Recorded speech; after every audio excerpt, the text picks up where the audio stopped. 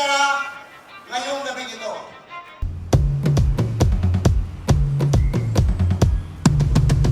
Sayawan sa daan, dinis sa Sablayan. Kwento ng kasaysayan, kultura at kalikasan. Tao ay nagkakaisa't nagmamahalan. Yan ang tunay na diwa ng Dugoy Festival. Dugoy Festival, sabyawan sa daan, makulay masaya, may pagkakaisa.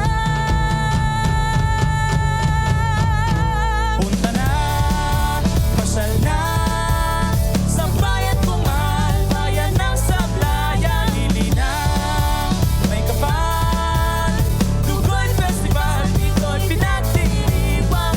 Halina't saksihan, sabyawan sa daan. Talaga Sablayan. Ibang-iba ang Sablayan sa lahat ng aspeto, sa kaunlaran, sa kalinisan, sa disiplina, sa politika. I'd like to congratulate the local government of Sablayan for the success of this year's DUGOY Festival. This festival is a great example of how tourism can bring people together. It is an inspiration to other towns and provinces across the country.